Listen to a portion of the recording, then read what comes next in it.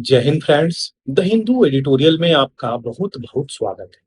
यहाँ पर आपको बता दें, द हिंदू एडिटोरियल एनालिसिस में क्या क्या इंपॉर्टेंट तथ्य मैं आपको यहाँ पे प्रोवाइड करता हूँ जो कि आपके लिए बहुत ही इंपॉर्टेंट हो सकता है। वो सारी डिटेलिंग यहाँ पे देखेंगे। उससे पहले आपको वहाँ पे चीजें बता दें कि इसमें मैं क्या क्या चीजें कवर करता हूँ जो कि आपको जानना बेहद ही इंपॉर्टेंट हो जाता है। वही सारी चीजें हम यहाँ पर देखेंगे।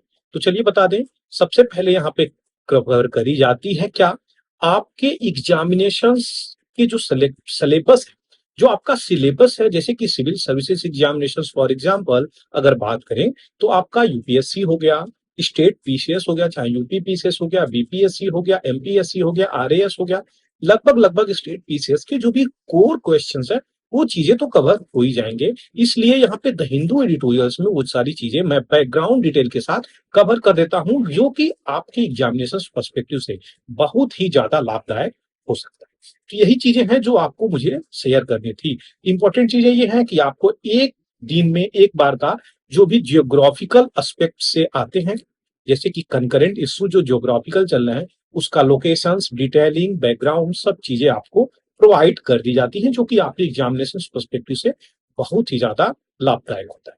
तो ये सारी डिटेलिंग यहाँ पे प्रोवाइड करी जाती है। चलिए जल्दी से शुरू करते हैं द हिंदू एडिटोरियल एनालिसिस से। ये रहा इंपॉर्टेंट क्वेश्चन जो कि इंपॉर्टेंट हो जाता है आपके एग्जामिनेशन पर्सपेक्टिव से अगर बात करी जाए तो यहाँ पे क्या क्वेश्चंस पूछ रहा है, which of the following phenomenon might have influence the evolutions of organism. तो इवोल्यूशंस कौन सा इन्फ्लुएंस किया है वही यहाँ पे क्वेश्चंस पूछ रहा है। पहले में कॉन्टिनेंटल, दूसरे में ग्लेशियल साइकिल दे रहा है और आंसर आपको देना है। तो 1 एंड 2, नीदर 1 नीदर 2। चलिए जल्दी से यहाँ पे देख लेते हैं क्या यहाँ पे इंपॉर्टेंट हो जाता है। तो पहले का जो आंसर है 1 एंड 2 है, जाहिर सी बात है कॉन्टिनेंटल ड्रिफ्ट थ्योरी यहाँ पे हम सभी लोग पढ़े हैं। ये वैगनर के द्वारा दिया गया है, ये कॉन्टिनेंटल ड्रिफ्ट थ्योरी जो कि इंपॉर्टेंट हो जाता है। क्या है ये कॉन्टिनेंटल ड्रिफ्ट? जब यहाँ पे एक बहुत बड़ा पैंजिया था, तो यहाँ पे पैंजिया का मतलब जब जितने भी कंटिनेंट है सब एक थे, ये सारे कंटिनेंट एक जगह पे मिलकर थे, उसको पैंजिया बोला जाता है। अब इसी में टुकड़े होते हैं और ये 7 कंटिनेंट में बढ़ जाता है। तो यहाँ पे जो नॉर्दर्न पार्ट है, अगर बात करी जाए नॉर्दर्न पार्ट, तो ये लॉरेशिया मानी जाती है, और जो साउदर्न पार्ट है टुकड़े में जो कि साउदर्न हेमिस्फीयर, वो गोंडवाना लैंड। तो लॉरेशिया और गोंडवाना लैंड यहाँ पे टूट कर बिखर जाती है।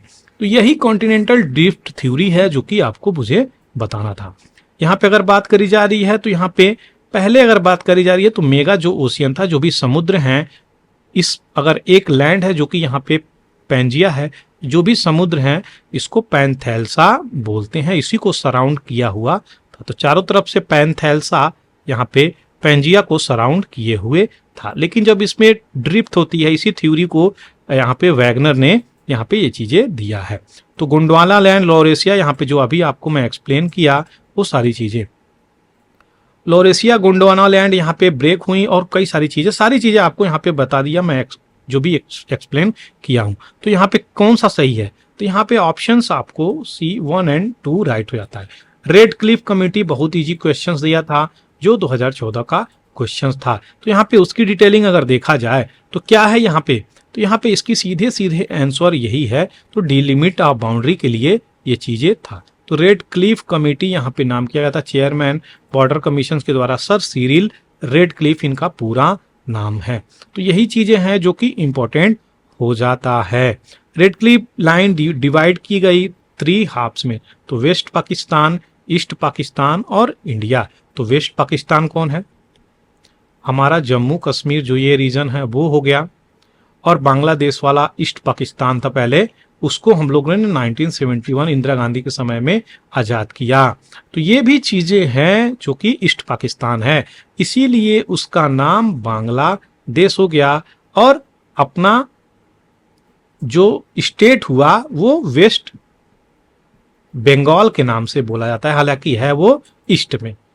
क्यों? क्योंकि वेस्ट बंगाल क्यों है? तो बांग्लादेश यहाँ पे है, अब वो देश बन गया और इसको वेस्ट बंगाल बोला जाता है इसी के कंसर्न में। तो ये चीजें याद रखिएगा, बेसिक चीजें हैं, ये कंफर्म होनी चाहिए और क्लियर भी होनी चाहिए।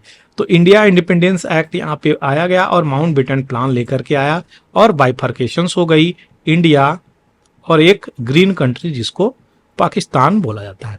बहुत ही इंपॉर्टेंट चीजें हैं फ्रेंड्स, यहाँ पे वर्ल्ड एलिफेंट डे मनाया गया है। हाथियों की झुंड इतनी इंपॉर्टेंट होती है, आपको बता दें, हाथियों की झुंड ये अगर जिधर से भी गुजरती हैं उधर फॉरेस्ट क्रिएट करती हुई नजर आती है। क्यों? कि जो ये गोबर करेंगी ना, जो ये गोबर करेंगी उसमें से प्लांट निकल के आएंगे, तो ट्री उसमें से निकल के आ जाते हैं और ये धीरे धीरे फॉरेस्ट क्रिएट करती हैं। तो काफी इको फ्रेंडली हैं। अगर इनकी पॉपुलेशन बढ़ रही है देश में तो ये बहुत ही गुड न्यूज होनी चाहिए। लेकिन यहाँ पे आज की कंकरेंट सिचुएशंस ऐसी हो गई है क्या कि ये इतनी पॉपुलेशन इनकी बढ़ रही है क्या भारत में, कि इसको अगर हम सही प्रकार से रेगुलेट नहीं कर रहे हैं यहाँ पे, तो हमें ह्यूमन और एनिमल कॉन्फ्लिक्ट निकल के आ रहा है। जिसके कारण अभी रिसेंटली केरला में आप लोगों ने सुना, एक प्रेग्नेंट हाथी को इन लोगों ने नारियल में बम रखकर खिला दिया, जिसके कारण उसका पानी में जाकर के डेथ हो गया। ऐसी ब्रूटल एक्टिविटी भी चल रही है। बहुत सारे जो एलिफेंट हैं वो आपके ह्यूमन एरिया में आकर के उनके फार्म को बर्बाद कर रहे हैं, केले के पेड़ को कुचल दे रहे हैं। तो इस प्रकार से फार्मर को भी हानि पहुंच रही है। ऐसा नहीं है बस उसी को, कितने सारे हाथी तो अटैक भी कर रही हैं। तो इस प्रकार की चीजें कब नहीं होंगी? जब इनका एरिया सुनिश्चित कर दिया जाएगा और उसमें ह्यूमन इंटरवेंशन नहीं होगा। ये भी एक इंपॉर्टेंट चीजें हैं। तो 12 अगस्त को वर्ल्ड एलिफेंट डे मनाया जाता है, याद रखिएगा। चलिए आगे बढ़ते हैं पीआईबी न्यूज की तरफ, जो कि इंपॉर्टेंट हो जाता है। तो यहाँ पे पीआईबी न्यूज क्या है? तो prime minister Narendra Modi address किए हैं G20 anti corruption ministerial meeting. आपके कहाँ पे? कोलकाता में वीडियो कॉन्फ्रेंसिंग के जरिए, जो कि आपको पता होना चाहिए। क्वेश्चन आएगा एंटी करप्शन मिनिस्टर मीटिंग कहाँ पे हुआ है? तो आपके कोलकाता में हेल्ड हुआ है ये वीडियो कॉन्फ्रेंसिंग के द्वारा। यूनियन होम मिनिस्टर जो कि अमित शाह है, कोऑपरेशन मिनिस्टर भी जो कि अमित शाह हैं, दोनों मिनिस्ट्री इन्हीं के अंतर्गत आता है। इन्होंने ही कोऑपरेशन मिनिस्टर, अभी पहला कोऑपरेशन मिनिस्टर कौन बने हैं? देश के पहले कोऑपरेशन मिनिस्टर की बात करी जाए तो अमित शाह ही बने हैं, क्योंकि ये कोऑपरेशन मिनिस्ट्री का निर्माण कराए हैं। तो भूमि पूजन करते हुए नजर आ रहे हैं किस चीज की? तो इफ्को नैनो डैप, ये क्या है? यूरिया है लिक्विड, जो कि इंपॉर्टेंट हो जाता है। गांधी धाम गुजरात में इसकी फाउंडेशन स्टोन रखी गई है।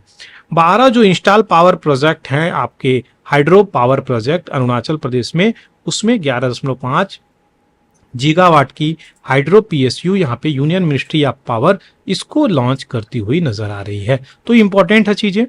यूनियन मिनिस्टर अनुराग ठाकुर यहाँ पे इंस्पायर कर रहे हैं यूथ को, क्या निकाल के? तो impact with youth conclave international youth day, याद रखिएगा 12 अगस्त को हाथी दिवस इंटरनेशनल मनाया जाता है और यूथ डे भी मनाया जाता है इंटरनेशनल। तो यहाँ पे इंटरनेशनल यूथ डे 12 अगस्त को मनाया जाता है। नेशनल यूथ डे कब मनाया जाता है? मेरा क्वेश्चन विवेकानंद से रिलेटेड है। चलिए जल्दी से आप बता दीजिए। आगे बढ़ते हैं। यहाँ पे हर बार की तरह जो आपको मैं बताया हूं, एक रिवर कवर करता हूं, तो इस बार तापी रिवर है, उसकी सारी डिटेलिंग यहाँ पे कवर कर दी जाएगी। तो यह एक central India located south of Narmada river है, जो कि फ्लो करती है किधर? वेस्ट वर्ल्ड को फ्लो करती है। ये अरेबियन ओशियंस में जाकर के मिल जाती है। ये चीजें याद रखिएगा। अरेबियन ओशियंस में मिलने से पहले गल्फ ऑफ खाम्बात से होकर के गुजरती है और अरेबियन ओशियंस में जाकर के मिल जाती है। 754 किलोमीटर के आसपास ये चीजें कवर करती हैं और 754 की डिस्टेंस कवर करने के बाद ये जाकर के आपके गल्फ ऑफ खाम्बात में मिल जाती है। किन राज्यों से गुजरती हैं? तो महाराष्ट्र, गुजरात, मध्य प्रदेश से होकर के गुजरती हैं। सूरत से ये नदी जाकर के फ्लो होती है उसके बगल से, जो कि मागडाला, ये पोर्ट भी है, एक जगह भी है, यहाँ पे ओएनजीसी ब्रिज है, इससे होकर के गुजरती है। यहाँ पे क्या चीजें बोल रहे हैं? तो जो उकई डैम है इसी पे बना है, जो कि इंपॉर्टेंट हो जाता है, और हाइड्रो इलेक्ट्रिक पावर भी इसी पे बना है। ताप्ती रिवर जब ओवरफ्लो होती है तो बारिश के समय में बहुत ही ज्यादा यहाँ पे दिक्कत करती हुई नजर आ रही है। ताप्ती रिवर मूलतई मध्य प्रदेश से निकलती है और सेकेंड लार्जेस्ट ये रिवर मानी जाती है, जो कि वेस्ट फ्लोइंग रिवर है आफ्टर नर्मदा, ये चीजें मानी जाती है। आपको बता दिया गल्फ ऑफ खंबात में जाकर मिल जाती हैं। 14 मेजर ट्रिब्यूटरी के रूप में रिवर जानी जाती हैं, जो कि लेफ्ट ट्रिब्यूटरी बात करी जाए। अच्छा, लेफ्ट ट्रिब्यूटरी किसको कहते हैं? तो अगर रिवर की फ्लो की डायरेक्शंस ये है, इस डायरेक्शंस में रिवर फ्लो हो रही है, तो कौन सा हो गया? इसका लेफ्ट ट्रिब्यूटरी ये हो जाएगा। यानी जो रिवर इधर से निकल के इसको ज्वाइन कर रही हैं, इसकी लेफ्ट ट्रिब्यूटरी हो जाएगी। राइट ट्रिब्यूटरी इधर से ज्वाइन करने वाले रिवर को बोलेंगे। तो गिरना, नीसू, अमरावती, बूरे, पिंजरा, बोरी, वाघूर, पूर्णा, मोना, सिपना, ये इसकी लेफ्ट ट्रिब्यूटरी हो गई। राइट ट्रिब्यूटरी की बात करी जाए अगर, वाकी, अनेर, अरुणावती और गुमई इसकी राइट ट्रिब्यूटरी हो जाती है। अब मैप पे देखेंगे कि कहाँ से ये फ्लो होती है, तो मध्य प्रदेश मुल्तई से निकल के ये इसकी फ्लो वाली जो नीली रिवर देख रहे हैं, आकर के ये गल्फ ऑफ खंबात में आकर के मिल जाती है। ये गल्फ ऑफ खंबात, ये गल्फ ऑफ कच्छ के नाम से जानी जाती है। याद रखिएगा, दोनों इंपॉर्टेंट चीजें हैं जो कि इंपॉर्टेंट हो जाती हैं। अब आपको सारी डिटेलिंग यहाँ पे मैं दे दिया। आशा करते हैं चीजें क्लियर हो गई होंगी।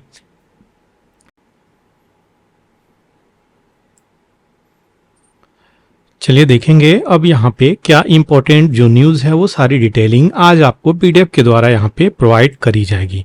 वो सारी चीज़ें डिटेलिंग यहाँ पे देखी जाएगी, क्या क्या चीज़ें यहाँ पे निकल के आई हैं। तो सबसे पहले क्या यहाँ पे न्यूज़ है, आपके सबसे इंपॉर्टेंट चीज़ें यही निकल के आती हैं कि जो मणिपुर में दो ग्रुप है, एक ग्रुप है क्या कुकी जो ट्राइब और दूसरी ग्रुप क्या है मितई।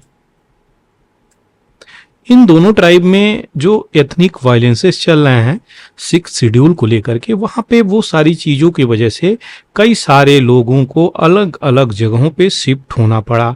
अगर अपने ही भारत भूमि मेनलैंड की बात करी जाए तो लोग आसाम में माइग्रेट हुए हैं, लोग मिजोरम में माइग्रेट हुए हैं और मेनलैंड में भी आकर के कई सारे लोग बसे हैं।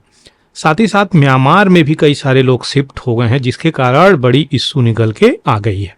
अब यहाँ पे 230 लोगों का लगभग आंकड़ा निकला है।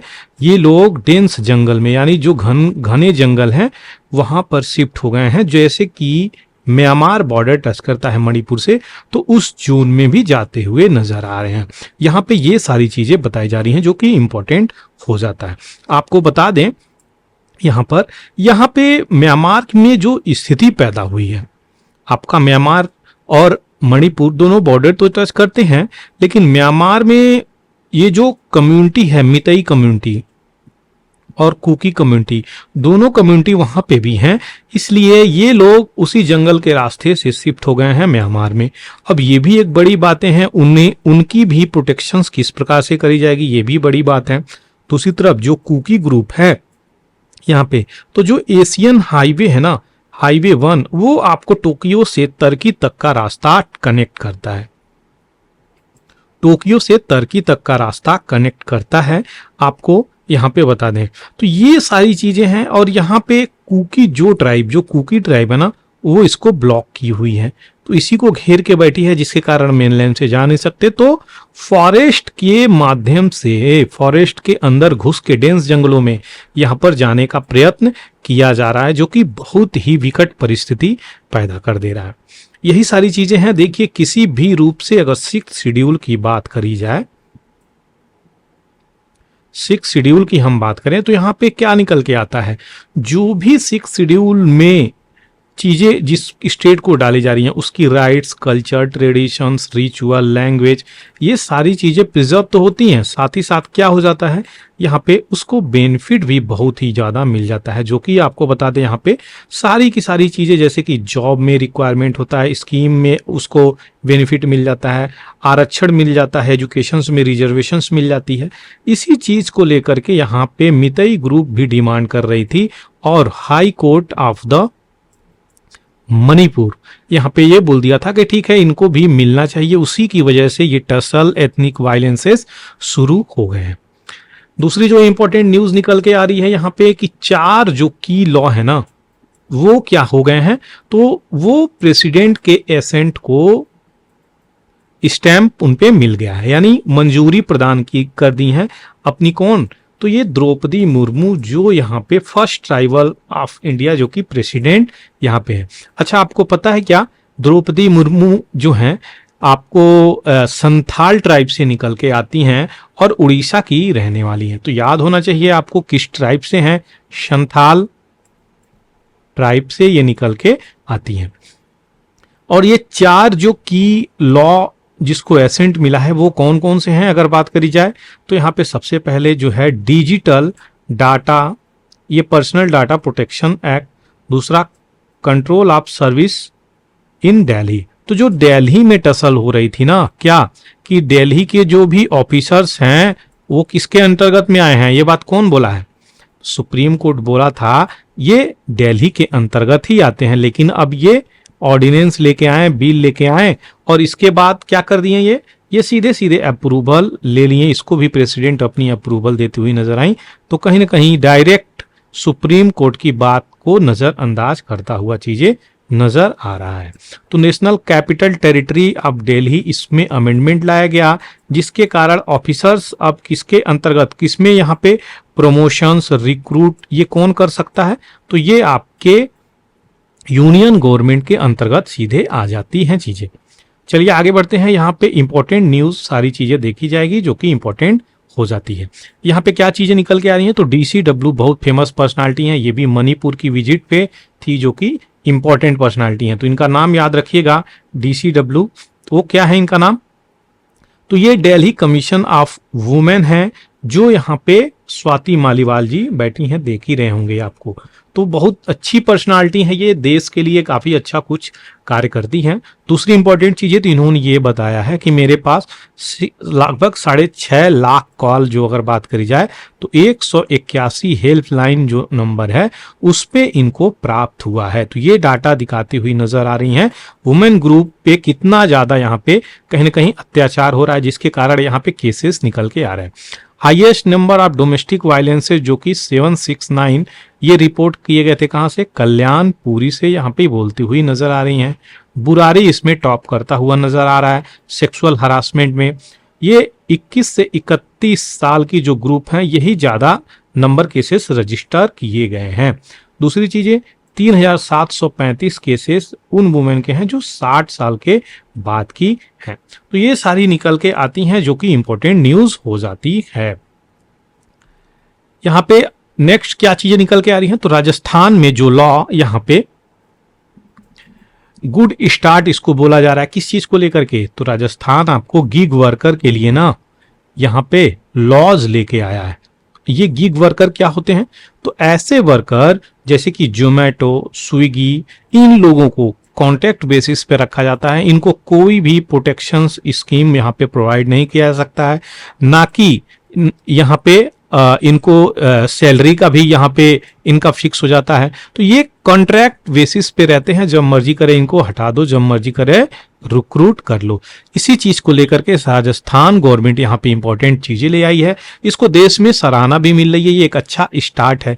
लेकिन वहीं पे दिल्ली के जो वर्कर हैं ये अपनी सेफ्टी और सिक्योरिटी मांग रहे हैं, इनको भी मिलना चाहिए। दिल्ली में भी क्या इस प्रकार की चीजें चल सकती हैं, क्योंकि राजस्थान में रिसेंटली ये platform based gig worker registration welfare act 2023 implement हुआ है। इसके अंदर इनको हेल्थ की सिक्योरिटी, सैलरी, इन सब चीजों का ध्यान रखा गया है जो कि इंपॉर्टेंट हो जाता है।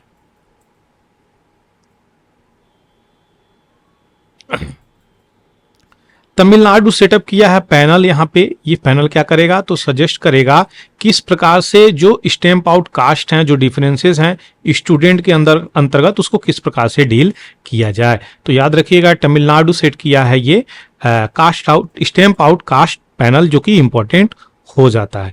तमिलनाडु के सीएम कौन है, तो सीएम कौन है, तो आपके MK स्टैलिन साहब हैं, याद रखिएगा, जो कि इंपॉर्टेंट हो जाता है। तिरंगा यात्रा निकाली गई यहाँ पे किसके द्वारा, तो मेरी माटी मेरा देश, ये कैंपेन चलाया गया। कैंपेन ऑर्गेनाइज किया गया है जम्मू कश्मीर पुलिस श्रीनगर के द्वारा यहाँ पे, जो कि इंपॉर्टेंट हो जाता है। दूसरी जो इंपॉर्टेंट निकल के आ रही है फ्रेंड्स वो क्या है यहाँ पे, तो सबसे ज्यादा इंपॉर्टेंट बात है जो गांधीयन इंस्टीट्यूट बिल्डिंग थी वाराणसी में, इतनी पुरानी बिल्डिंग, उसको यहाँ पे तोड़ती हुई गवर्नमेंट नजर आ रही है और ये पूरी टाइट सिक्योरिटी के अंतर्गत इसको तोड़ा गया है। यहाँ पे बहुत सारे लोग सर्व सेवा संघ कॉम्प्लेक्स के नाम से ये चीजें जानी जाती थी। तो याद रहे आपको जो कि इंपॉर्टेंट न्यूज यहाँ पे मैं बता रहा हूं। फ्लाइंग फॉक्स बैट के बारे में थोड़ी सी इंपॉर्टेंट चीजें हैं जो जानेंगे। इसको आपके शेड्यूल 5 जो आपके एग्जामिनेशन पर्सपेक्टिव से इंपॉर्टेंट है, इसको schedule 5 of the wild life protection act 1972 के अंतर्गत शेड्यूल 5 में रखा गया है। इंपॉर्टेंट है, चीजें याद रखिएगा। फ्लाइंग फॉक्स बैट, तो ये जो अपनी चमगादड़ है, बैट है, इनको कीस्टोन स्पीशीज के रूप में भी जाना जाता है यहाँ पे। तो ये क्या करती हैं, बहुत सारे प्लांट और ट्रॉपिकल सिस्टम को यहाँ पे कहीं ना कहीं मेंटेन करती हुई नजर आती हैं। तो ये एक प्रकार से क्या करती हैं, तो जो भी ये चीजें कंज्यूम करती हैं और जो ड्रॉपिंग्स होती हैं इनकी, उसकी वजह से क्या होता है, फॉरेस्ट का निर्माण भी होता है और ये बैलेंस भी क्रिएट करती हैं। एक इकोसिस्टम में बैलेंसिंग सिस्टम यहाँ पे होनी चाहिए। हर घर तिरंगा कैंपेन यहाँ पे चलाया गया 13 से 15 अगस्त, ताकि हर राशन के दुकान में ये सब चीजें आपको मिल सकती हैं। अगर आप भी इच्छुक हैं यहाँ पे तो क्या कर सकते हैं, आपको भी राशन कार्ड के दुकान पे जाकर के तिरंगा खरीदना चाहिए और झंडा लहराना चाहिए। देश की आन बान और शान है। बिहार सरकार यहाँ पे उद्योग विभाग, यहाँ पे कुछ चीजें निकल के आई है, निवेश को लेकर के प्रोत्साहन करती हुई नजर आई है। यहाँ पे जो भी बिहार के लोग हैं, अगर इसको देख रहे हैं तो यहाँ पे एक चीजें निकल के आई हैं। क्या बिहार में आपको किस प्रकार का निवेश में चीजें बदली जा रही हैं, तो निवेश अगर कोई भी कर रहा है बिहार में तो 15% का पूंजीगत अनुदान मिल रहा है उसमें आपको, और बिजली की प्रति यूनिट 2 रुपए का अनुदान भी आपको ग्रांट छूट मिल रहा है। हर माह प्रति वर्कर को 3 से 5 हजार रुपए तक वेतन मद में प्रोत्साहन राशि मिलेगी। याद रखिएगा अगर उसमें कोई कार्य कर रहा है तो। निर्यात होने वाले कार्गो माल वर्ग 30% की प्रतिपूर्ति अधिकतम 10 लाख रुपए प्रतिवर्ष ये चीजें दी जाएंगी। सालाना प्रति पेमेंट 10 लाख रुपए तक का हो। अगर कोई यहाँ पे निवेश प्रोत्साहन नीति 2016 के अंतर्गत मिलने वाले सभी लाभ को यहाँ पे उठाना चाहता है तो यहाँ पे इन सब चीजों का लाभ ले सकता है। यहाँ पे एक इंपॉर्टेंट न्यूज निकल के आ रही है फ्रेंड्स, तो ये एनटीआर कौन है, जो कि सबसे इंपॉर्टेंट पर्सनालिटी निकल के आते हैं आपके आंध्र प्रदेश से। तो इनका क्या नाम है, सबसे ज्यादा इंपॉर्टेंट चीजें ये हो जाती हैं। ये एनटी रमा राव जी हैं। तो एनटी रमा राव जी की यहाँ पे क्या करी गई है, तो द्रौपदी मुर्मू के द्वारा ये चीजें 100 कम्यूमरेटिव क्वाइंस यहाँ पे 100 रुपीज की लॉन्च करी गई है आपके प्रेसिडेंट के द्वारा। तो ये राष्ट्रपति भवन में ये चीजें हुई हैं जो कि इंपॉर्टेंट है, आपको पता होना चाहिए। एनटीआर ये एक इंपॉर्टेंट कौन कौन थे, ये एक इंपॉर्टेंट पर्सनालिटी थे जो कि आपके आंध्र प्रदेश से निकल के आते थे, एक्टर थे। और अगर बात करी जाए तो ये इनकी जो पर्सनालिटी थी ना, ये मल्टी पर्सनालिटी को रिजेंबल करते थे, जिसके कारण बहुत ही ज्यादा ख्याति थी और विख्यात पर्सनालिटी के रूप में भी यहाँ पे जाने जाते थे। ये सीधे आरोप लगाते हुए नजर आ रहे हैं, बीजेपी आरएसएस डिस्ट्रॉय करना चाहती है इंडिया को। यहाँ पे सीधे सीधे अपोजिशंस यहाँ पे आरोप लगाती हुई नजर आ रही है। इसकी पूरी की पूरी आपको बैकग्राउंड डिटेलिंग अभी दे दूंगा मैं, घबराने की जरूरत नहीं है। यहाँ पे नेहरू जी जब जिंदा थे तो ये सबसे पहले इन्हीं के समय में ये बोट रेसिंग हुआ करता था। तो नेहरू ट्रॉफी अभी भी चल रही है जो कि इंपॉर्टेंट है, याद रखिएगा। और ये किस लेक में होता है, तो ये अलापुझा लेक यहाँ पे अलापुझा में ही है, जो कि पूर्णमादा लेक में यहाँ पे चीजें हुई हैं। तो यहाँ पे इस जोन में भी बहुत सारे लेक हैं, ये लगून वाले हैं, लगून वाले लेक। तो जो यहाँ पे चीजें चलती हैं, तो यहाँ पे क्या चीजें चल रही हैं, तो बोट क्लब बहुत सारे मिलकर के यहाँ पे रेसिंग होती है। जो विक्ट्री होती है उसको नेहरू ट्रॉफी प्रदान करी जाती है। तो इंपॉर्टेंट है, ये चीजें याद रखिएगा। पलाथूर थी बोट क्लब को इस बार यहाँ पे अवार्ड ये प्राप्त हुआ है।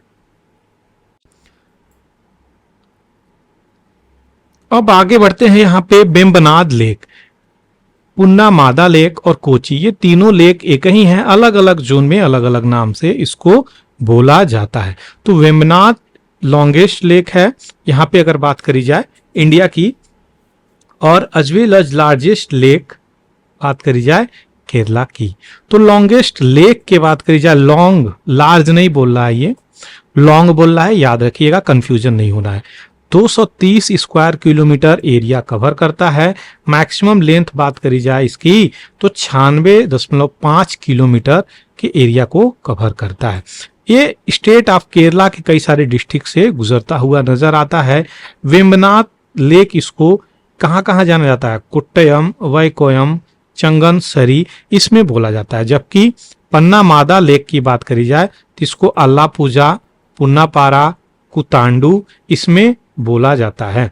कोची लेक इसको बोला जाता है, कोची में याद रखिएगा, वहां तक ये चीजें पहुंचती हैं। कई सारे छोटे छोटे ग्रुप ऑफ आइलैंड भी हैं, जैसे कि विपिन, मुलावुकुड, मरादू, उदम में पेरूर, वल्लर पादम, विलिंगटन आइलैंड, ये इंपॉर्टेंट है जो कि लोकेटेड है कोची लेक पोर्शंस में केरला के, याद रखिएगा। अच्छा, कोची लोक पोर्ट जो बना है वो आपके विलिंगटन आइलैंड के आसपास यहाँ पे चीजें बनी है और वलारपादम आइलैंड के आसपास बनी है। ये चीजें इंपॉर्टेंट है, यहाँ से क्वेश्चंस कई सारे एग्जाम में आए हैं।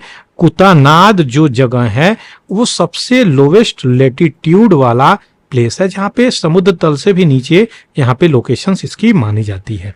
तो इसको राइस बाउल ऑफ केरला भी इस जगह को माना जाता है कि इस जोन में जो राइस की प्रोडक्टिविटी होती है काफी हाई होती है, क्योंकि ये सुटेबल इन्वायरमेंट क्रिएट करता है क्या, राइस के लिए। और वहां पे राइस में हम लोग जानते हैं कि वाटर की कितनी रिक्वायरमेंट होती है। तो लोवेस्ट एल्टीट्यूड इन इंडिया इसी प्लेस को बोला गया है, उसका नाम क्या है, तो कुतानाद है इसका नाम, याद रखिएगा।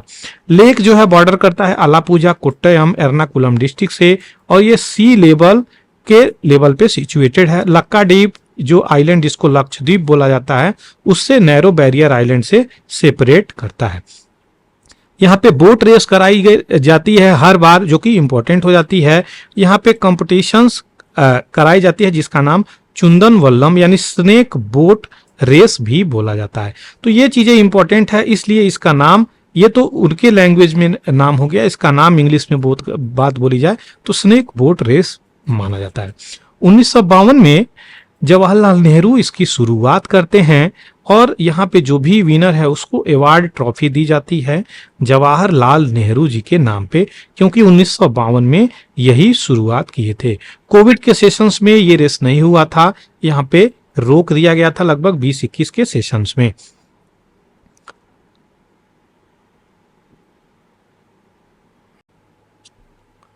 ट्राइबल वुमेन यहाँ पे क्या चीजें कर रही हैं, तो कलेक्टिवली यहाँ पे जो वायनाड है जहां से निकल के आते हैं आपके राहुल गांधी एज एमपी, तो यहाँ पे क्या मिशन चलाया जा रहा है, तो किस प्रकार से हम वाइल्ड ट्यूबर को, जो कि ये लोग खाने में प्रयोग करते हैं, ये देख सकते हैं, इसको किस प्रकार से कंजर्व और प्रिजर्व किया जाए। तो ये ट्राइबल महिलाएं हैं, ट्राइबल महिलाएं जान रही हैं कि ये किस प्रकार से लोगों की थाली से गायब होता हुआ नजर आ रहा है, उसी की वजह से इसको कंजर्व और प्रिजर्व करने की बातें करी जा रही हैं यहाँ पे, क्योंकि आने वाला जो जनरेशन है इसको भूलता हुआ जा रहा है, इसकी वजह से यहाँ पे चीजें निकल के आ रही हैं।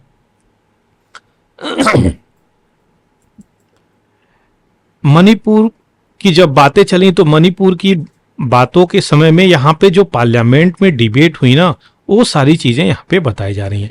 तो मणिपुर के जो एमपी हैं जिनका नाम लोरो एस फोजो है, वो यहाँ पे उनको एडवाइस किया गया कि आप लोकसभा में बातें नहीं करेंगे। अब बताइए, जो मणिपुर से ही निकल के आ रहा है, अगर वही अपनी बातों को नहीं रखेगा, कंसर्न को नहीं रखेगा, तो कौन रखेगा। तो ये उनको रोक दिया गया है। वो बीजेपी के मेंबर इस समय हैं बीजेपी की पार्टी से जुड़े हुए हैं, तो यहाँ पे उनको क्यों रोका गया है, एक बड़ा प्रश्न ये भी निकल के आ रहा है। देखिए, कोई भी एमपी अगर सीधा बात करी जाए तो उनको ये राइट्स होता है, वो यहाँ पे अपनी बातों को रखेंगे। यहाँ पे ये सारी चीजें कहीं ना कहीं गलत चल रही हैं अगर कही जाए। मणिपुर वाले सिस्टम में अगर देखा जाए तो गवर्नमेंट वहां पे स्ट्रांग और स्ट्रिंजेंट और इमीडिएट एक्शन लेकर के ये सारी चीजें समाप्त कर सकती है अगर एक पॉलिटिकल विल स्ट्रांग हो तो।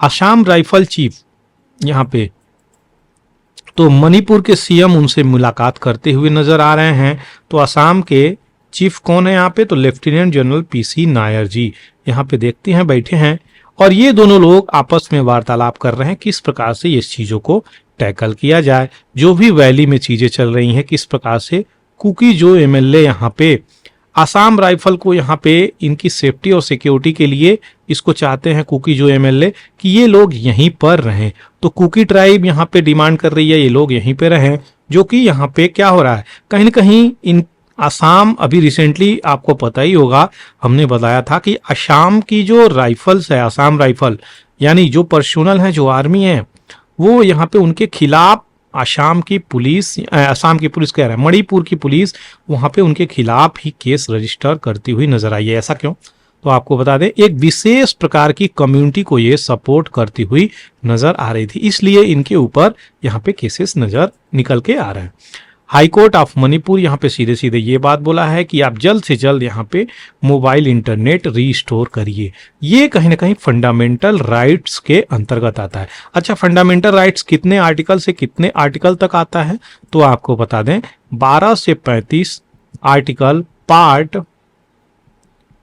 3 के अंतर्गत ये चीजें दी हुई हैं। तो आपको ये जो फ्रीडम ऑफ स्पीच आर्टिकल 19 में जो 6 राइट्स हैं ये इसके अंतर्गत आता है।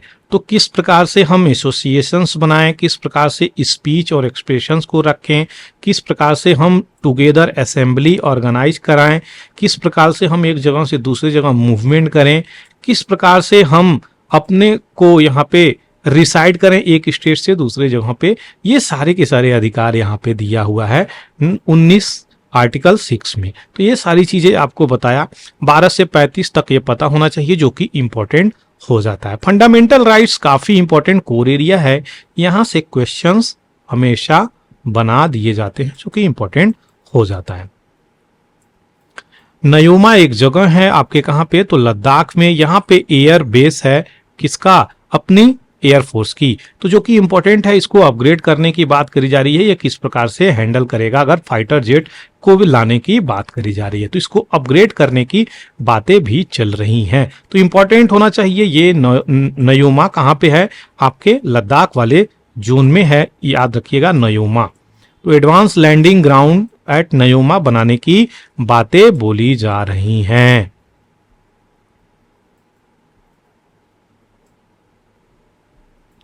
दूसरी जो इंपॉर्टेंट न्यूज निकल के आ रही है फ्रेंड्स, वो क्या है, तो यहां पे इनको देख ही रहे होंगे, इनका नाम है रविदास। तो ये आपके अगर बात करी जाए तो ये मुगल के समय के क्या थे, मुगल के समय के सेंट थे, मुगल के समय के ये सेंट थे। तो संत रविदास जी यहाँ पे उनकी सागर में जो मध्य प्रदेश में है, उनकी सेरेमनी के दौरान यहाँ पे क्या किया गया है, तो ये इनोग्रेट करने का प्रयास किया जा रहा है कि हम लोग जो फाउंडेशन स्टोन रखेंगे टेम्पल, और ये डेडिकेटेड होगी संत रविदास जी के नाम पे। तो इनकी टेम्पल बनने की तैयारी हो रही है, जो कि 14वीं सेंचुरी के संत थे। तो यहाँ पे शेड्यूल कास्ट से निकल के आते हैं, जिसके कारण यहाँ पर इनकी टेम्पल 100 करोड़ की लागत से सागर में बनाई जाएगी। जो भी मध्य प्रदेश से भाई बंधु आते हैं ये चीज जान लें, आपके सागर में इनका निर्माण होने वाला है। तो दलित बैकग्राउंड से आते हैं यहाँ पे, और ट्राइबल कम्युनिटी से लाते हैं। यहाँ पे क्या चीजें बोली जा रही हैं, सबसे ज्यादा जो गवर्नमेंट की स्कीम है वो दलित, backward classes, tribal classes, minority classes को इनके गवर्नमेंट के दौरान प्रोवाइड करी गई है। रविदास की बात करी जाए तो ये एक ऐसे पीरियड में पैदा हुए थे जब यहाँ पे मुगलों का राज था, तो इनके लिए बहुत ही इनस्टेबिलिटी और ऑपरेशन और टायरनी वाली सिचुएशंस फेस किए होंगे, जिसके कारण यहाँ पे फिर भी इन्होंने अपने पथ को कंटिन्यू रखा। तो इसकी वजह से इनको बहुत सराहना मिल रही है। और रविदास जी की यहाँ पे टेम्पल इन सागर डिस्ट्रिक्ट बनाने की बात करी जा रही है। तो ये भी कहा जा रहा है संत रविदास जी की सहायता से पुनः हम गवर्नमेंट को बना पाएंगे, और अगली बार जब गवर्नमेंट बनेगी तो आकर हम ही इनॉग्रेशंस टेम्पल की करेंगे। यहाँ पे ऐसी चीजें बोली जा रही हैं। एनसीईआरटी यहाँ पे 19 मेंबर पैनल बनाई है कि किस प्रकार से टेक्स्ट बुक का रिवीजन किया जाए, इसमें कोई भी अल्टरेशंस होगी उसको भी लेकर के आया जाए। तो नेशनल एजुकेशन पॉलिसी मिनिस्ट्री के द्वारा, एजुकेशन मिनिस्ट्री के द्वारा लाई गई है। क्लास 3 से लेकर के 12 तक अगर कोई भी लूप होल उसमें चेंज ही लाएगी, और इस प्रकार से किस प्रकार से टेक्स्ट बुक का रिवीजन किया जाए, ये सारी चीजें लेकर के आएगी कि क्या सही है बच्चों के लिए, क्या नहीं सही है, वो इंपॉर्टेंट चीजें पब्लिश करेगी। तो ये इंपॉर्टेंट चीजें हैं। आपको बता दें कि जो अभी चीजें डेवलप हो रही हैं, जैसे कि अगर नेशनल एजुकेशन पॉलिसी की हम बात करें तो ये आपके देश में क्या चल रहा है। यहाँ पे पहले जो इंग्लिश थे हमारे देश में अगर बात करी जाए तो अंग्रेजों का कहीं ना कहीं पॉलिसी यहाँ पे चलता हुआ नजर आ रहा था, उसी में अब अमेंडमेंट करता हुआ चीजें नजर आएगा। तो सारी चीजें हैं यहाँ पे जो आपको अभी बता दिया। ये बहुत इंपॉर्टेंट न्यूज निकल के आ रहा है फ्रेंड्स। यहाँ पे क्या चीजें हैं, तो बखासली मनुस्क्रिप्ट जो कि एंशिएंट इंडियन मैथमेटिकल टेक्स्ट, ये रिटेन है किस पे, तो पेड़ की छाल पे जो बर्च बार्क बोला जाता है। तो ये बर्च बार्क बोला जाता है, इसको हिंदी में क्या बोला जाता है आप लोग कमेंट सेक्शंस में जरूर लिखें। तो ये पूजा पाठ में भी ये पेपर शायद काम आता है आई थिंक। तो ये क्या है चीजें, ये इतनी पुरानी चीजें हैं जिसमें जीरो का मेंशन किया गया है। तो अभी तक भारत के पास ये सबसे पुरानी मनुस्क्रिप्ट है जिसमें जीरो का मेंशन किया गया है। तो याद रखिएगा बक्साली मनुस्क्रिप्ट में ये चीजें मेंशन है। बहुत सारे ऐसे भी इंडियन मनुस्क्रिप्ट हैं जो आपके विदेशों में भी हैं, भारत में भी हैं, प्राइवेट जगहों पे हैं, और अब्रॉड में इसको भी रखा गया है। ऐसी भी चीजें हैं। तो ये क्या आ रही हैं, तो नेशनल मनुस्क्रिप्ट बिल 2023 आने वाला है इसी विंटर सेशंस में पार्लियामेंट में, और इसको प्रिजर्व करने की बातें चल रही हैं। तो किस प्रकार से हम प्रिजर्व करेंगे वो सारी चीजें यहाँ पे निकल के आएंगी। पहली बार निकल के आ रही है इंपॉर्टेंट चीज, किस प्रकार से पहली बार इंडियन मेड MRI, इसका क्या फुल फॉर्म होता है फ्रेंड्स, तो आपको बता दें MRI का फुल फॉर्म यहाँ पे होता है मैग्नेटिक रिजोनेंस इमेजिंग। ये आपके बॉडी पार्ट को स्कैन करता है, खास करके जो ब्रेन है उसको भी यहाँ पे करता है, और यहाँ पे जो भी इश्यू निकल के आती हैं उसको यहाँ पे बताता हुआ नजर आ रहा है। तो भारत में पहली बार इंडियन मेड लॉन्च किया गया, इसी अक्टूबर में ये चीजें चलेंगी। तो ये कौन बनाया है, कौन कंपनी, तो बेंगलुरु की एक कंपनी है voxel grid innovations private limited जो कि इसको बना रही है। तो इंपॉर्टेंट चीजें हैं, आपको पता होना चाहिए। यहाँ पे फाइनल गुड बाय नहीं हो पा रहा है, क्या फाइनल गुड बाय, तो जो भी लोग डेथ कर रहे हैं आपको बता दें ये वाला जो भारत का रीजन है,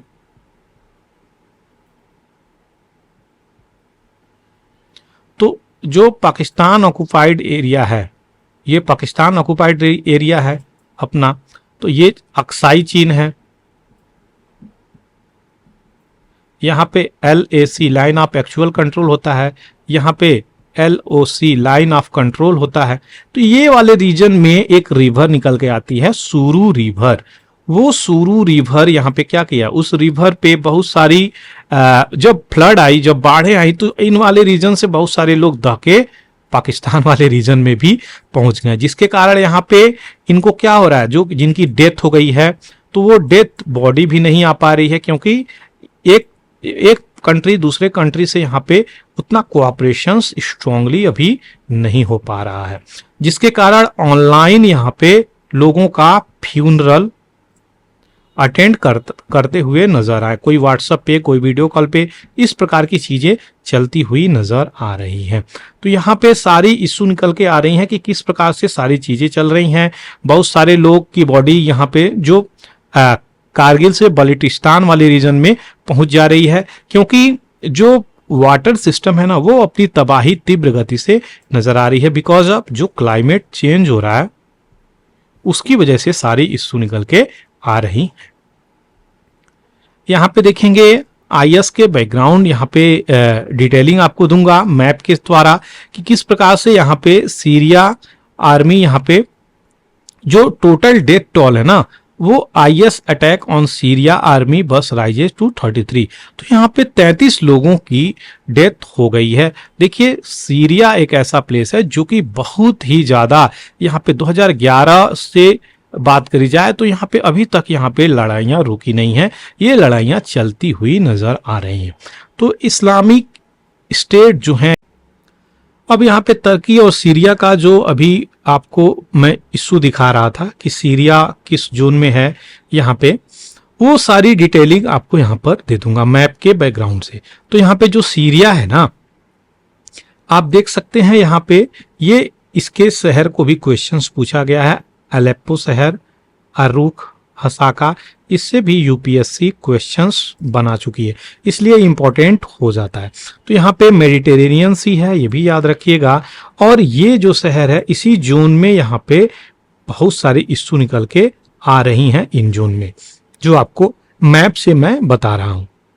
यहाँ पे क्या बातें मैं बोल रहा हूँ, सबसे ज्यादा इंपॉर्टेंट ये चीजें हैं कि इनकी जो है इन्फ्लुएंस बढ़ती हुई जा रही है। यहाँ पे बोट पलटने से इंग्लिश चैनल में यहाँ पे 6 लोगों की डेथ हो गई है। इंग्लिश चैनल की बैकग्राउंड डिटेलिंग आपको अब आती है। इंग्लिश चैनल की बैकग्राउंड डिटेलिंग तो आपको यहाँ पे देख लीजिए, यह अटलांटिक ओशियंस में है जो कि सेपरेट करता है साउदर्न इंग्लैंड को नॉर्थ फ्रांस से। तो नॉर्दर्न फ्रांस, साउदर्न इंग्लैंड को यही चैनल है इंग्लिश चैनल जो काटता है 2 हिस्सों में, और ये लिंक भी करता है southern part of North Sea by Strait of Dover. तो स्ट्रेट ऑफ डोवर से भी क्वेश्चंस कई बार आए हैं, याद रखिएगा। इसके नॉर्थ ईस्टर्न में यह बहुत ही बिजी शिपिंग एरिया है, वर्ल्ड की मानी जाती है सबसे ज्यादा शिपिंग बिजी एरिया ये मानी जाती है, व्यस्तम एरिया। 560 किलोमीटर की इसकी दूरी है जो कि इंपॉर्टेंट हो जाता है, और 350 यहाँ पे माइल्स में, यहाँ पे स्टैट्यूट माइल्स में गिनी जाती है।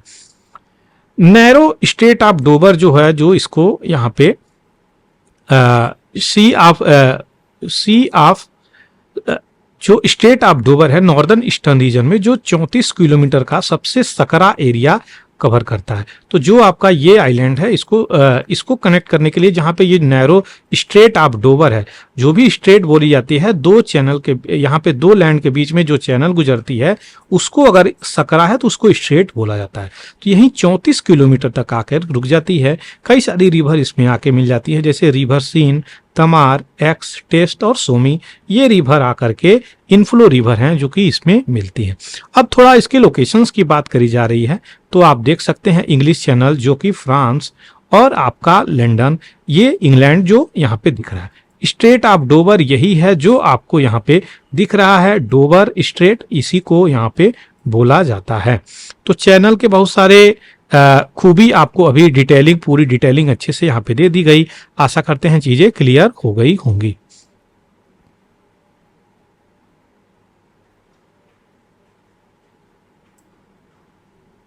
यहाँ पे दे दूंगा। हवाई आइलैंड पे कई सारे लोगों की यहाँ पे डेथ हो गई, जो डेथ टॉल है 80+ पहुंचती हुई नजर आ रही है। नगर्नो कारबाख रीजन में यहाँ पे क्या हुआ, तो आर्मेनिया हेल्प के लिए यूएन से पुकार कर रहा है। इस रीजन की भी बैकग्राउंड डिटेलिंग आपको दे दूंगा मैं।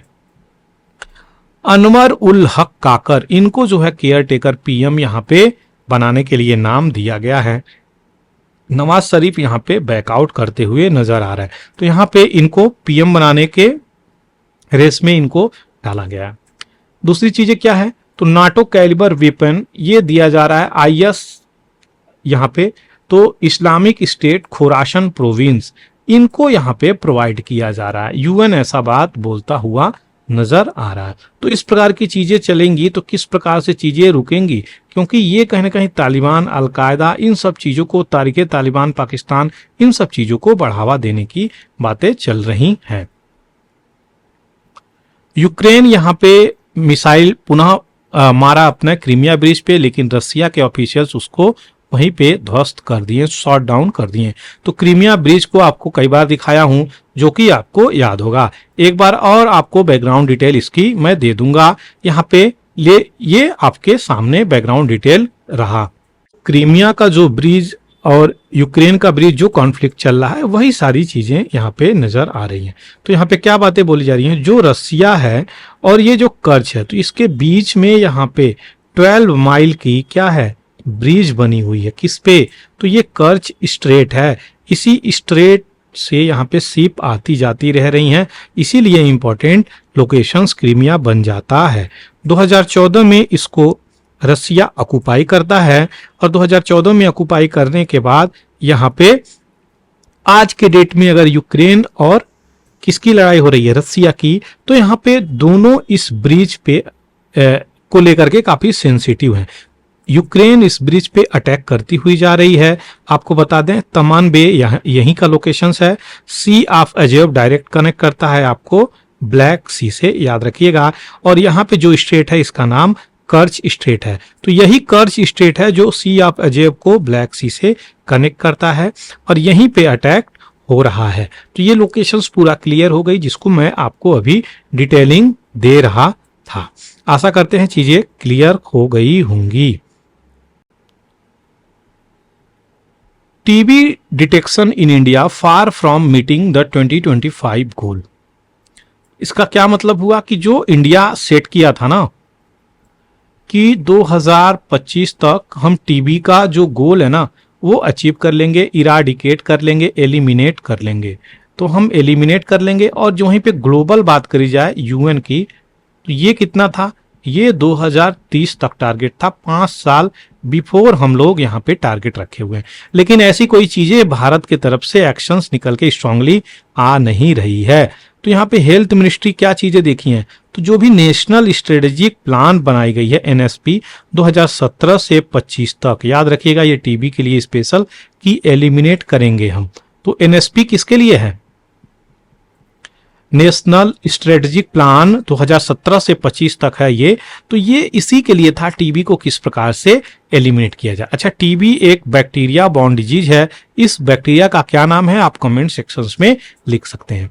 यहाँ पे क्या बातें बोली जा रही हैं, तो सबसे ज्यादा इंपॉर्टेंट यही सारी चीजें हैं कि जो अपना एनएसपी है, नेशनल स्ट्रेटेजिक प्लान है, इसको रिवाइज करने की जरूरत है। और इसको क्या चीजें हैं, किस प्रकार से यहाँ पे लूप होल्स हो रही हैं, कमियां हो रही हैं, उसको इंप्लीमेंट करने की जरूरत है।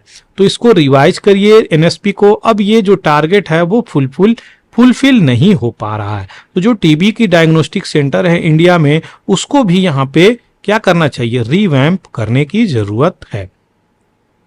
पब्लिक सेक्टर की बात करी जाए, जो बैक्टीरियोलॉजिकल कन्फर्म केसेस हैं यहाँ पे 59% निकल के आ रहे हैं। जो लिस्ट रीफेम्पिसिन है, इसकी रेसिस्टेंस, ये अलग अलग स्टेजेज होती हैं टीबी की। पहले तो एक्सडीआर, एमडीआर, फिर एक्सडीआर, फिर एक्सएक्सडीआर, ये लास्ट स्टेज की टीबी होती है। इसमें आपको मेडिसिन की जो कंजम्पशंस होते हैं वो ज्यादा करनी पड़ती है। यहाँ पे अगर आप लापरवाही करते हैं तो इस स्टेज में पहुंच जाते हैं, अगर यहाँ पे लापरवाही करते हैं तो इस स्टेज में पहुंच जाते हैं। लापरवाही कहने का अर्थ ये हुआ, जो भी आपको डॉक्टर रिकमेंड किए हैं मेडिसिन, उसमें आप समय पे अगर नहीं खा रहे हैं, अपने कोटा को फुलफिल नहीं कर रहे हैं, तो आपको दूसरे स्टेज की टीबी हो जाएगी। अगर दूसरे स्टेज को फुलफिल नहीं कर रहे हैं तो तीसरे स्टेज की टीबी हो जाएगी। ये क्यों होती है, तो आपको बता दें, जो भी रेसिस्टेंस होती है ना वो डेवलप कर लेता है बैक्टीरिया। तो ये टीबी की जो बैक्टीरिया होती है वो आपको इन्फ्लुएंस करती है, और वो अपने आप में ही आपके दवाइयों से लड़कर स्ट्रांग भी हो जाती है। तो जिसके कारण जो भी वीक मेडिसिन है वो कार्य नहीं करती हैं, और भी ज्यादा स्ट्रांग मेडिसिन आम भाषा में बोला जाए तो लेना पड़ता है। यही सारी चीजें निकल के आ रही हैं, इसको रिवाइज करने की जरूरत है। 20 से 25 क्लियरली स्टेट किया गया है यहाँ पे कि किस प्रकार से जो NTEP है ये यहाँ पे यूनिवर्सल एक्सेस प्रोवाइड करे, तब जाकर के ये चीजें संभव हो पाएंगी। सभी इंपॉर्टेंट चीजें यहाँ पे आपको यहाँ पे मैं बता दिया जो कि इंपॉर्टेंट हो जाती हैं। अल नीनो की बैकग्राउंड डिटेलिंग भी दे दूंगा यहाँ पे, क्योंकि अल नीनो की वजह से बहुत सारी चीजें इफेक्ट यहाँ पे हुई हैं। तो नॉर्थ इंडिया में अल नीनो का जो इतना बड़ा इम्पैक्ट आया है वो सारी चीजें आपको देखा जाएगा। तो एल नीनो साउदर्न ऑसिलेशंस यहाँ पे देख सकते हैं। आपको बैकग्राउंड डिटेलिंग भी अच्छा से दूंगा, कोई यहाँ पे कंफ्यूज होने की जरूरत नहीं है। अब आगे बढ़ते हैं, अल नीनो के फिनोमेनन को समझेंगे जो आपको बैकग्राउंड डिटेलिंग इंपॉर्टेंट हो जाता है। तो यहाँ पे नॉर्मल ईयर जब होता है तो आपको इस प्रकार से होगा, और जब एल नीनो का ईयर होगा तो आपको इस प्रकार से होगा। इन दोनों में क्या अंतर है वो भी देख लेते हैं। बात करी जा रही है आपके पेरुवियन करंट की। तो यहाँ पे जब नॉर्मल ईयर होता है ना तो इन रीजन में कोल्ड करंट होते हैं। जो जल सरफेस होती है, वाटर सरफेस, वो ठंडी होती है और के अपेक्षा, यानी यहाँ का टेम्परेचर कोल्ड होता है साउथ अमेरिकन कोस्ट की अगर बात करें। और यहाँ पे अगर वेस्ट कोस्ट ईस्ट कोस्ट की बात करी जाए, नॉर्थ ईस्ट की कोस्ट की बात करी जाए, किसकी, ऑस्ट्रेलिया की, तो यहाँ पे इक्वेटोरियल करंट जाते हैं और ये वार्म करंट होते हैं, जो कि याद रखिएगा। यहाँ पे ये वार्म करंट यहाँ पे विंड इसको गैदर करती है, लेकिन अल नीनो में यही चीजें उल्टा हो जाती हैं। कैसे, तो देखिए यहाँ पे शिफ्ट कर रही है किस प्रकार से, ये वार्म करंट इधर और कोल्ड करंट इधर शिफ्ट कर जाती हैं। तो जिसके कारण यहाँ पर क्या हो रहा है, तीव्र गति से गर्मी आ रही है, फ्लड आ रही है, फायर आ रही है, फेमाइंस आ रही है, प्रोडक्टिविटी एग्रीकल्चर की घट रही है, ये सब चीजें आती हुई नजर आती हैं। तो जो वार्म करंट है यहाँ पे रिप्लेस हो जाता है। ये चीजें तभी होती हैं जब ईस्टर्ली विंड्स यहाँ पे वीक हो जाती है। तो जो ईस्ट से चलने वाली हवाएं हैं ईस्टर्ली, वो विंड वीक हो जाती हैं और वार्म वाटर यहाँ पे ईस्टवर्ड के साइड मूव कर जाता है, जो कि इंपॉर्टेंट होता है। तो यहाँ का वार्म वाटर इधर आ जाता है, याद रखिएगा, और यहाँ का कोल्ड वाटर इधर आ जाता है। ये चीजें इंपॉर्टेंट है। तो इसी फिनोमिनन को अल नीनो फिनोमिनल बोला गया है। साउदर्न ऑसिलेशंस इसी को बोला जाता है, जो कि इंपॉर्टेंट हो जाता है। आशा करते हैं सारी चीजें क्लियर हो गई होंगी। अब देखा जाए अगर, तो यहाँ पे क्या चीजें निकल के आ रही हैं, तो किस प्रकार से ये साउदर्न ऑसिलेशंस इंपैक्ट कर रहा है, किस प्रकार से सारी की सारी अल नीनो डिटेल्स आपको मैं दिया। यहाँ पे क्या चीजें निकल के आ रही हैं, तो आर्टिकल 70 की डिटेलिंग को यहाँ पे चेक किया जा रहा है सुप्रीम कोर्ट ऑफ इंडिया के द्वारा। किस प्रकार से इसमें बदलाव लाया गया, बात करी जा रही है अगस्त 2019 में, जब गवर्नमेंट इस चीज को बदली। अगस्त 2019 में ये चीजें आती हैं और जम्मू कश्मीर के स्पेशल स्टेटस में यहाँ पे चेंज हो जाता है। बात करी जा रही है जम्मू कश्मीर के शुरुआत की डिटेलिंग से, जो कि देख लिया जाए तो यहाँ पे एकॉर्ड किया गया था इसको स्पेशल स्टेटस। और इसी समय जब यहाँ पे दो न्यू डोमिनियन इंडिया और पाकिस्तान निकल के आए थे, तो अक्टूबर 2027 तक महाराजा हरि सिंह, जिनके अंतर्गत जम्मू एंड कश्मीर रहा करता था। तो याद रखिएगा ये चीजें इंपॉर्टेंट हो जाती हैं। तो ये क्या चीजें हैं, तो जो भी हरि सिंह है, महाराजा हरि सिंह थे यहाँ पे जो, तो ये इंडिया से यहाँ पे क्या कर लेते हैं, इंस्ट्रूमेंट ऑफ एसेशन साइन कर लेते हैं, क्योंकि जो ट्राइबल ग्रुप है ना पाकिस्तान का, उनके ऊपर आकर के अटैक करता है और इनको मजबूरी में भारत से हेल्प लेनी पड़ती है। और भारत कहता है हम तभी हेल्प करेंगे जब आप इंस्ट्रूमेंट ऑफ एसेशन साइन करेंगे। तो ये इंस्ट्रूमेंट ऑफ एसेशन किस प्रोविजन के अंतर्गत साइन होता है, उस समय भारत में गवर्नमेंट ऑफ इंडिया एक्ट 1935 लगा हुआ था, उसी के अंतर्गत ये सारी चीजें चालू होती हैं, ये सब इंस्ट्रूमेंट ऑफ एसेशन लग जाती हैं। तो हरि सिंह ये चीजें कहते हैं कि अभी जो भी कॉन्स्टिट्यूएंट असेंबली है वही एक्सेप्टेबल होगा, भविष्य में ऐसा नहीं है कि कॉन्स्टिट्यूएंट असेंबली को ही आप बदल दें, वो हम एक्सेप्ट नहीं करेंगे। तो यहाँ पे बड़ा क्वेश्चंस क्या निकल के आ रहा है, तो अगर ये गवर्नमेंट जो अभी अमेंड करी है, जो 370 को हटाई है, तो क्या वो लीगल है, यही क्वेश्चंस यहाँ पे Supreme Court of India check करता हुआ नजर आ रहा है।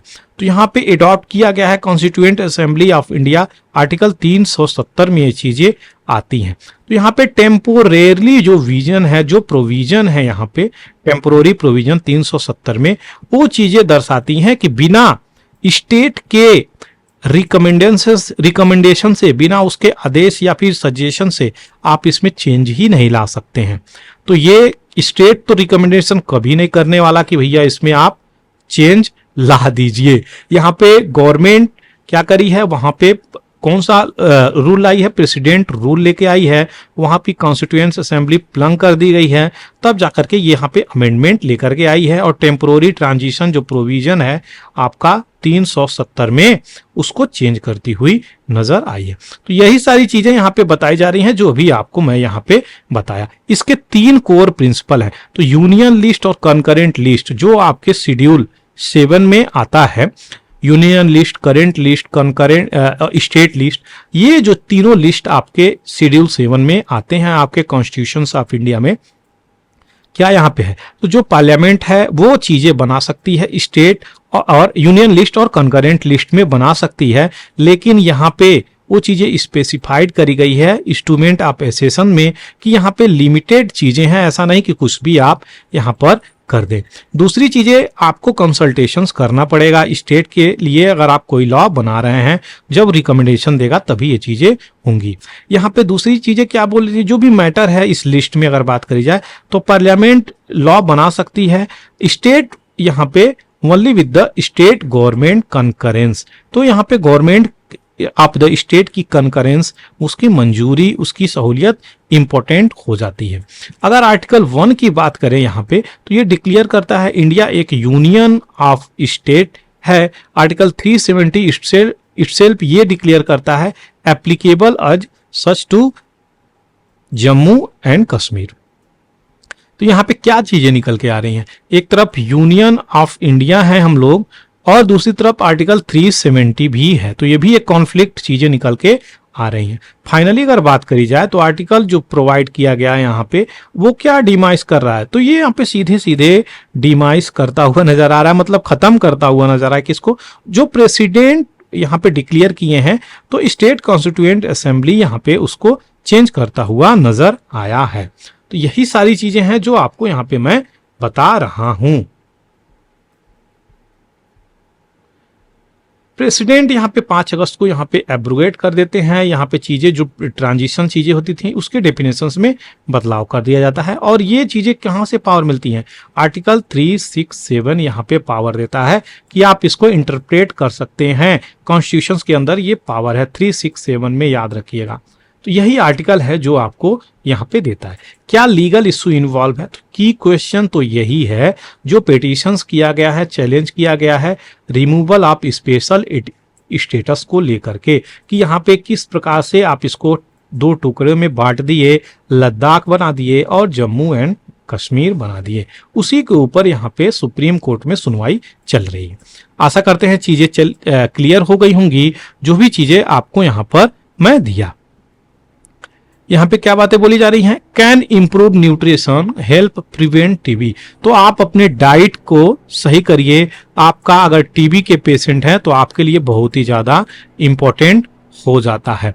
आपका डाइट आपको बहुत हद तक इम्पैक्ट करता हुआ नजर आएगा, क्योंकि अगर शरीर में इम्यूनिटी है तो क्या होगा, वो आपके रोगों से लड़ सकता है। अगर इम्यूनिटी नहीं है, वीकनेस है, अच्छी डाइट नहीं है, तो डिजीजेज आपको कवर करती हुई नजर आएंगी। कौन सा रिपोर्ट में ये चीजें निकला है, तो लैंसेट ग्लोबल हेल्थ ने इन सब चीजों के बारे में बताया है कि टीबी किस प्रकार से यहाँ पे इंडिया के लोगों को अपने चपेटे में ले रही है। तो झारखंड में यहाँ पे चीजें ट्रायल बेस पे चीजें चल रही हैं जो इस प्रकार की चीजें दिखा रही हैं। 2025 तक अभी बताया टीबी की केसेस यहाँ पे भारत में खत्म करने की बातें करी गई हैं।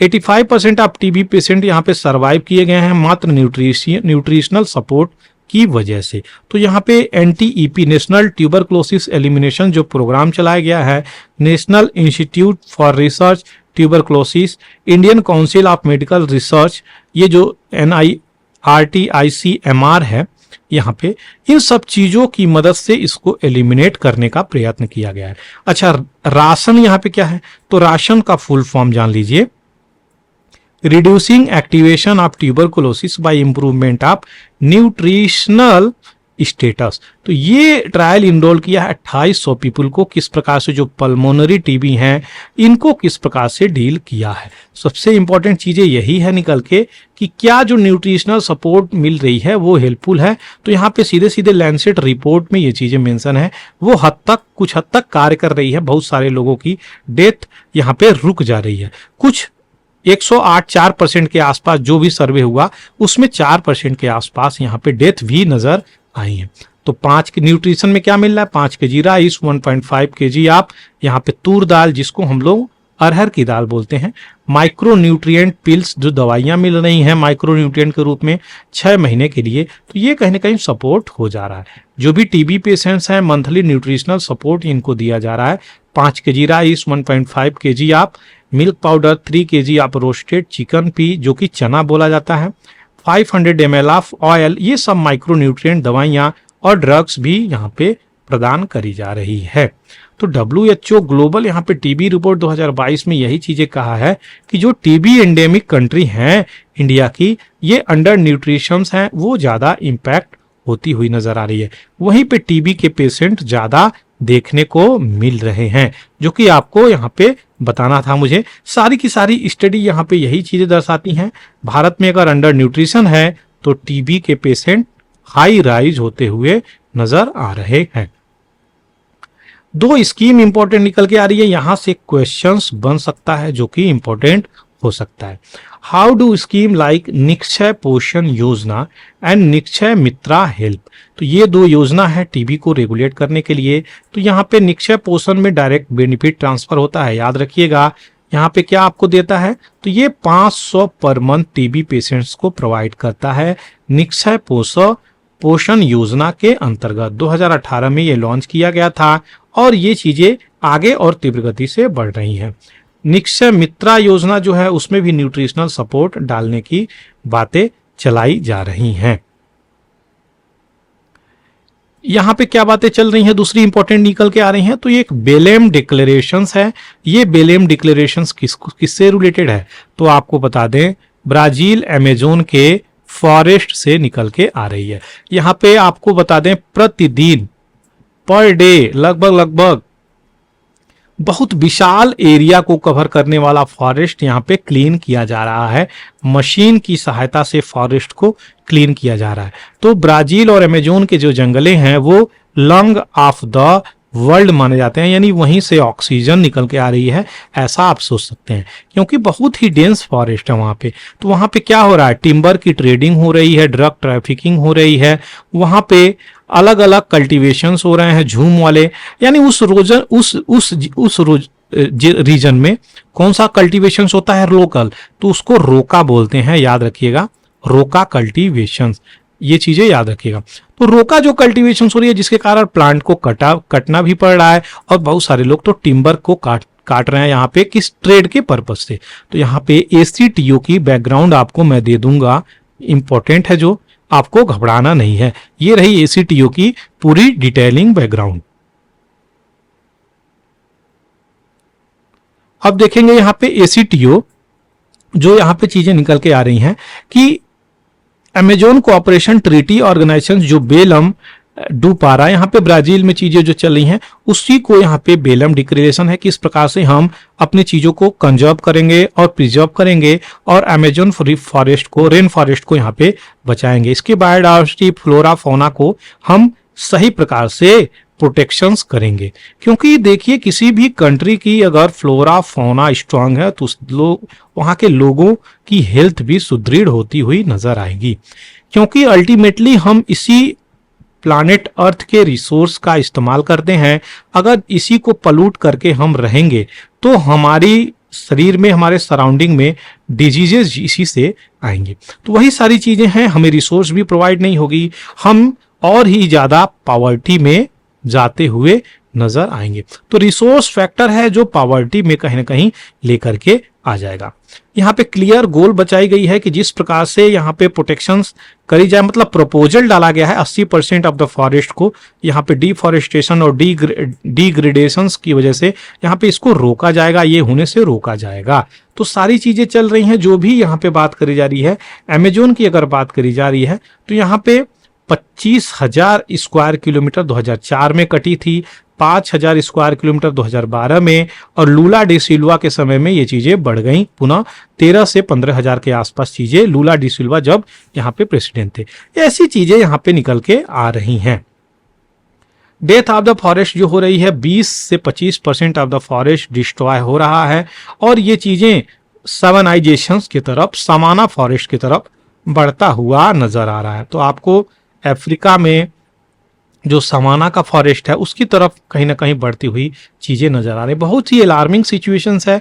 एसीटीओ कंट्री यहाँ पे रेगुलेट करने के लिए आगे निकल के आ रही हैं।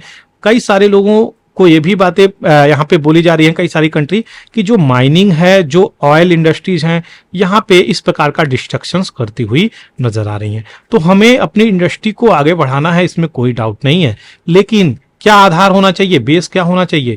इन्वायरमेंट को किल करके आधार नहीं होना चाहिए, क्योंकि अगर आप इन्वायरमेंट को किल करके आगे बढ़ेंगे तो यहाँ पे क्या होगा, यहाँ पे कहीं ना कहीं चीजें अपनी ही चीजों को डिस्ट्रॉय करता हुआ नजर आएगा। तो कोऑपरेशन बहुत इंपॉर्टेंट जरूरी हो गया है, जो कि इंपॉर्टेंट हो जाता है।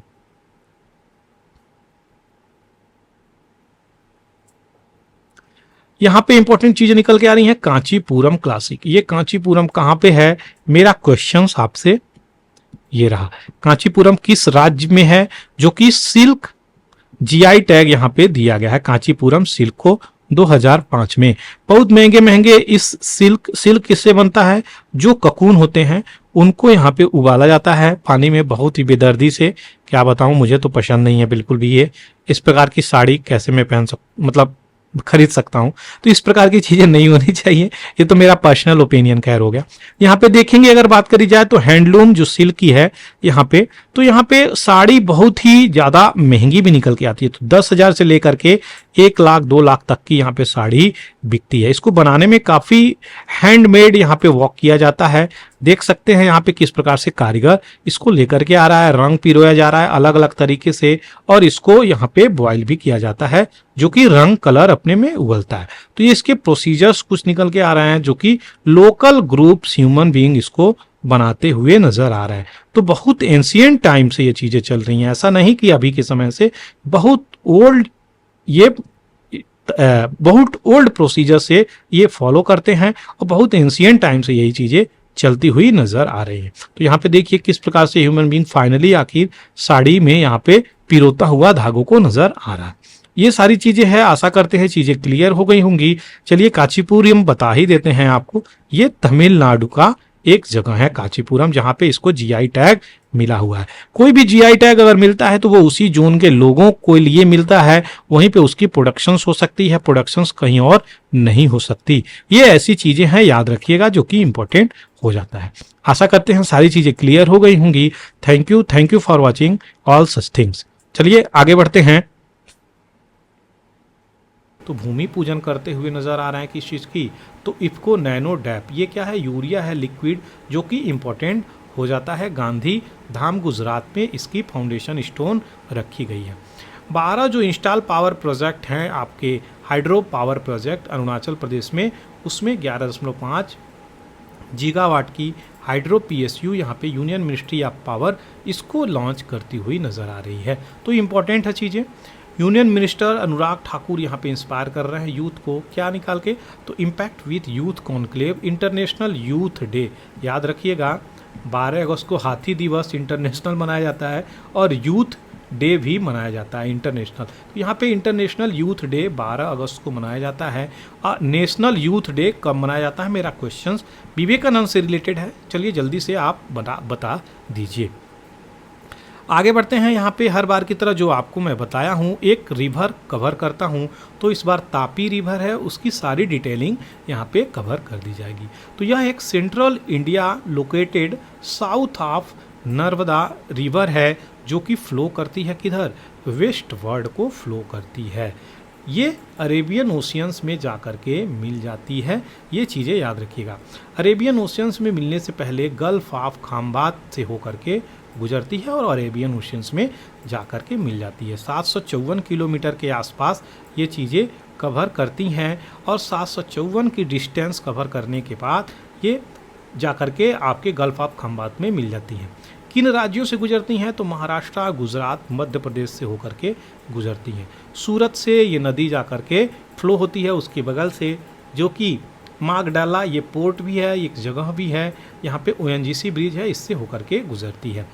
यहाँ पे क्या चीज़ें बोल रहे हैं? तो जो उकई डैम है इसी पे बना है, जो कि इम्पोर्टेंट हो जाता है, और हाइड्रो इलेक्ट्रिक पावर भी इसी पे बना है। ताप्ती रिवर जब ओवरफ्लो होती है तो बारिश के समय में बहुत ही ज़्यादा यहाँ पे दिक्कत करती हुई नज़र आ रही है। ताप्ती रिवर मूलतई मध्य प्रदेश से निकलती है और सेकेंड लार्जेस्ट ये रिवर मानी जाती है, जो कि वेस्ट फ्लोइंग रिवर है आफ्टर नर्मदा, ये चीज़ें मानी जाती है।